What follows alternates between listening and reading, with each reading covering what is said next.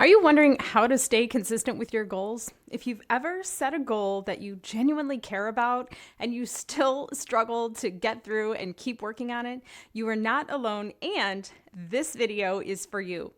It can feel really confusing when you know what you want, you know what you need to do, and you still can't seem to do it consistently or follow through on your plan. A lot of women assume that inconsistency means that they lack discipline or motivation or willpower. But in reality, there's often a deeper driver underneath that behavior.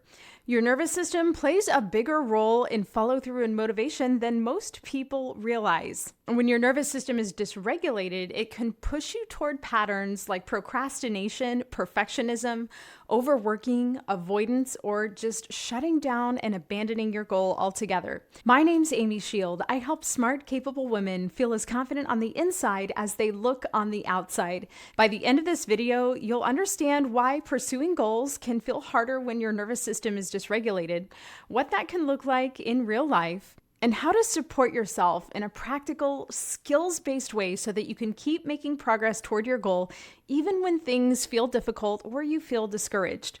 In just a moment, I'm going to tell you all about how to keep making progress toward your goals. But before I do that, I want to share a quick note on what I mean when I say consistency. To me, consistency does not mean always getting it perfect or never missing a day or sustaining constant momentum or never needing a break or a reset. Instead, to me, consistency means that you recenter and refocus yourself as often as you need to so that you can return to your goal on a consistent basis. In my world, consistency is about building a pattern that you can repeat even when life gets busy or you feel discouraged or you don't exactly love how things are going in terms of your goal. Let's talk about why pursuing your goals feels more difficult when your nervous system is dysregulated. So when your nervous system is dysregulated, your brain is more likely to interpret ordinary goal-related stumbles and challenges and emotional discomfort that comes with all of that as signs of a threat. That emotional discomfort could come in the form of emotions like uncertainty or vulnerability, fear of judgment, fear of failure, or discouragement or disappointment or overwhelm at the effort it's going to take to achieve your goal or do something new. All of those are normal when it comes to pursuing your goals. But if your system reads those normal emotions as unsafe, it's going to try to protect you from them. That protection from your nervous system can show up in a few common ways. The first one is overworking. You push yourself super hard, maintain a tight grip on that goal, and try to control every detail in an effort to prevent negative outcomes. It can also show up as procrastination, delaying working on that goal, avoiding related decisions, or finding quote unquote productive distractions that keep you busy but don't actually move you forward toward your goal. It can also show up as freeze or shutdown, where you feel foggy or stuck or unmotivated, or you're just unable to get started, even when the goal is really important to you.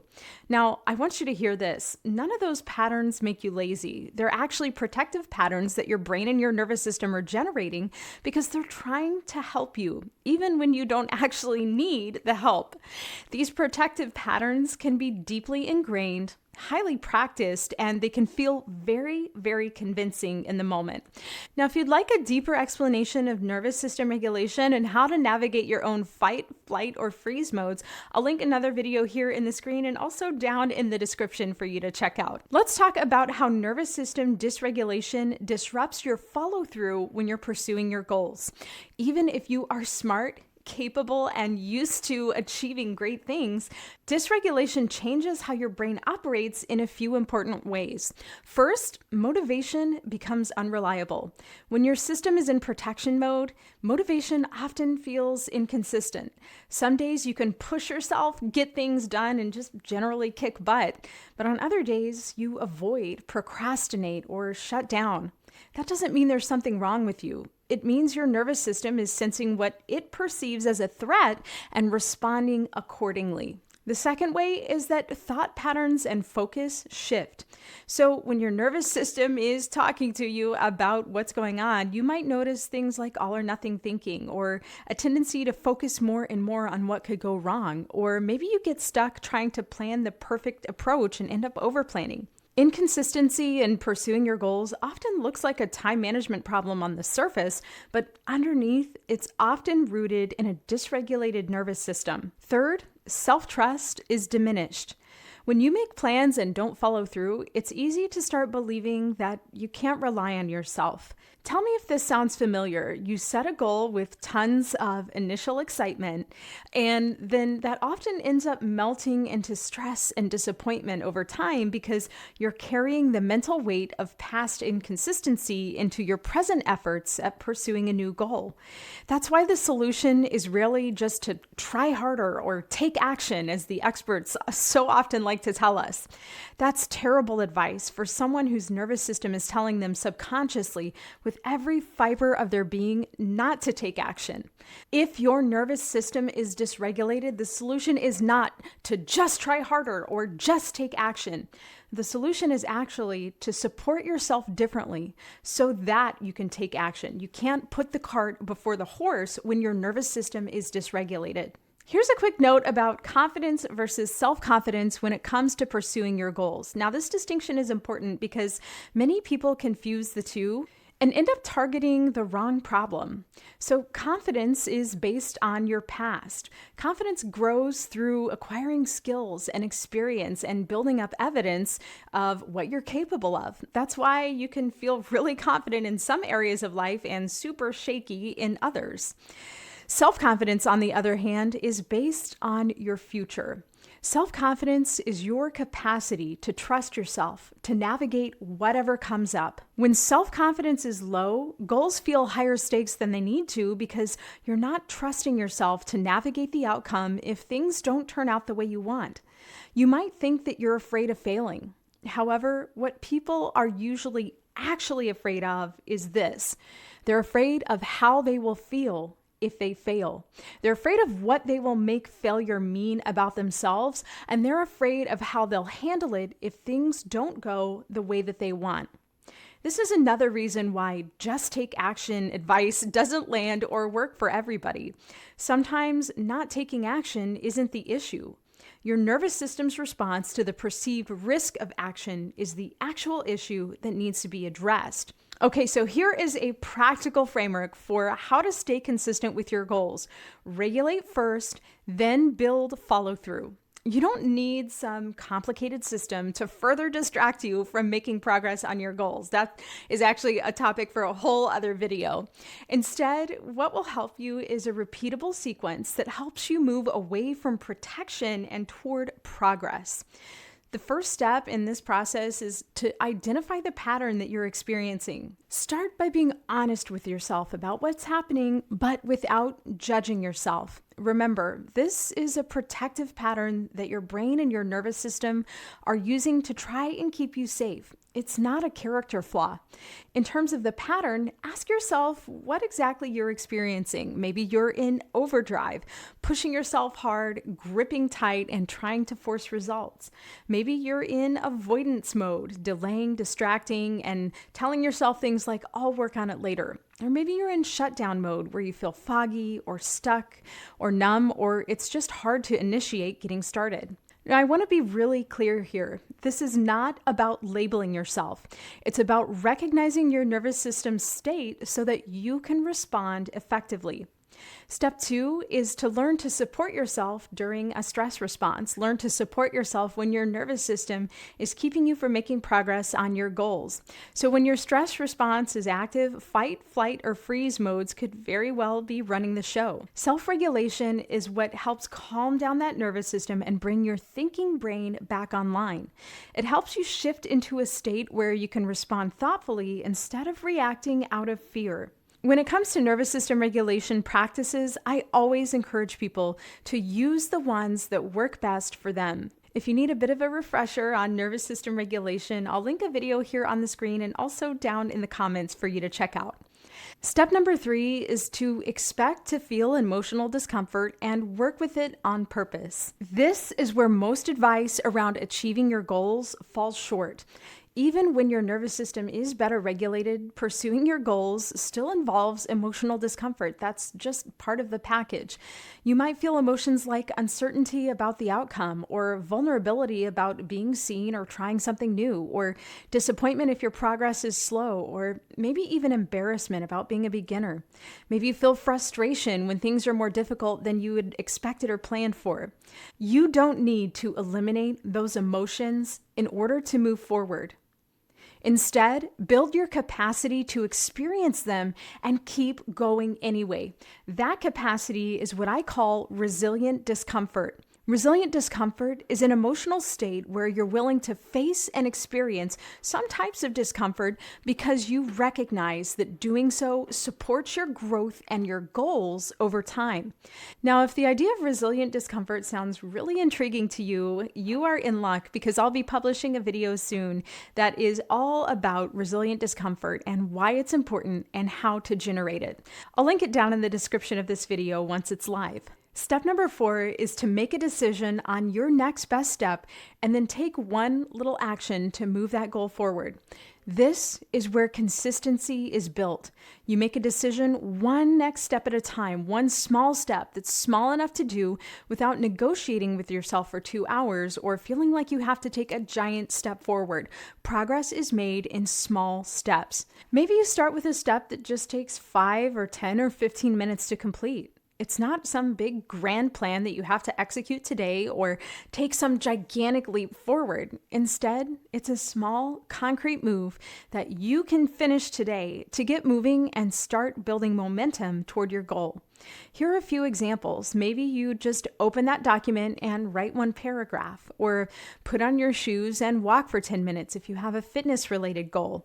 Maybe it's drafting and sending an email, or outlining the first slide of a presentation. These small steps build evidence. Evidence builds self-trust and confidence, and self-trust supports consistency. All of those things add up to greater confidence and greater self-confidence. Step number 5 is to close the loop so that your self-trust grows.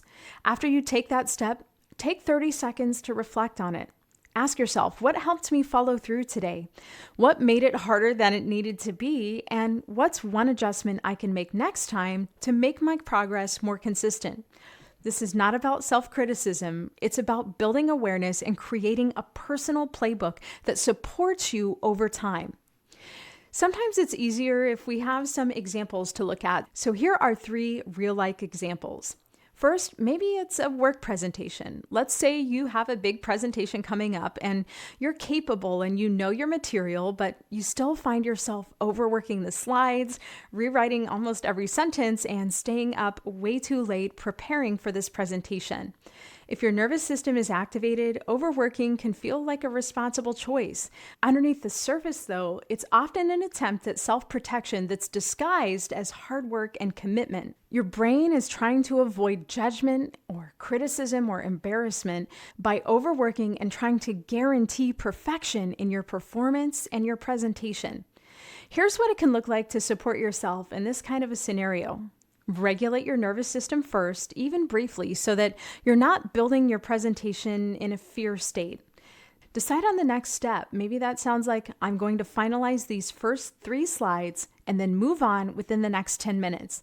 Next, expect discomfort. Tell yourself that it's normal to feel vulnerable and nervous before presenting and that you can feel that and keep going. And then close that loop. What helped me stop at a reasonable time? What boundary can I maybe set for myself next time this happens? Here's another example, and it's a pretty common one. Maybe you have a health goal that ends up turning into an all or nothing cycle. So perhaps, let's say you have a goal to exercise consistently. Here's a common pattern that comes up. You start strong, and then due to circumstances or motivation issues, maybe you miss a few days. You end up feeling discouraged, and then you stop following through and end up giving up on that fitness goal altogether. A dysregulated nervous system can push people toward intensity and then avoidance. That swing doesn't mean that you can't be consistent. It's usually a sign that you need a plan that supports your nervous system, not just your calendar. Here's what it might look like to support yourself in this fitness goal scenario. You regulate your nervous system first if you're already stressed or if you're feeling discouraged because you've missed some days. Then identify a step that's small enough to do today. Decide that even 5 or 10 minutes of exercise counts and just do that much. And then expect to feel that discomfort. Tell yourself, I don't need to feel motivated to do this. I can do it even if it feels difficult or inconvenient or pointless because I've missed a few days. Next, close that loop. Ask yourself, what made it easier for me to make a little bit of progress today? What did I do that supported me the best? Example number 3, maybe you have a visibility goal, posting online or applying for a position or just being seen in general. Maybe you believe that it could be a great opportunity for you, but then you find yourself delaying, rewriting, second guessing, or avoiding it altogether. That's often a nervous system response to perceived social risk. Your brain is trying to protect you from judgment or rejection. However, that protection often stops progress in its tracks, stunts your personal growth, and convinces you that pursuing your goal is too risky. Here's what supporting yourself can look like in this kind of scenario. Regulate your nervous system first so that you aren't trying to think your way out of that protective response in that fight, flight, or freeze mode. Then choose a next step. Maybe it's I'll write the first draft and then take a 30-minute break, walk away from it. Then expect discomfort. Being seen can feel uncomfortable. I can tolerate that feeling and still take action. Next, close the loop. Ask yourself, what felt the most difficult here, and how did I do it anyway? If these scenarios sound really familiar to you and you're functioning pretty well day to day, but you notice that your nervous system and your self-doubt are getting activated in specific situations, this is the kind of work that coaching can support really, really well. You can build skills for self-trust, self-regulation, and self-confidence that you can apply in real-life everyday situations like decision-making, setting and enforcing boundaries, visibility, feedback, and following through on your goals. In conclusion, if you want to stay consistent with your goals, start by supporting your nervous system. Then work with your emotional discomfort on purpose. Expect it to be there. Finally, take one small step and then repeat that whole process all over again. Consistency doesn't mean that you become a different person overnight. Instead, consistency means building a system of self-leadership that you can come back to even on those difficult days. If you'd like some help with applying this to your own specific patterns, I'd love to invite you to schedule a free coaching consultation. This is a confidential 30-minute conversation where we get clear on what's really driving your struggles with confidence. I'll listen closely, ask questions to get clarity, and uncover the beneath the surface patterns that are keeping your self-doubt in the driver's seat. You'll leave with insights and a simple next step, whether we decide to work together or not. If it isn't a good fit, I'll point you toward other options. Visit my website at amyshield.com/book to schedule your free consultation or see the link in the description. My name's Amy Shield. I help smart, capable women feel as confident on the inside as they look on the outside. Thank you so much for checking out my video today. I hope you have an amazing day. Bye-bye.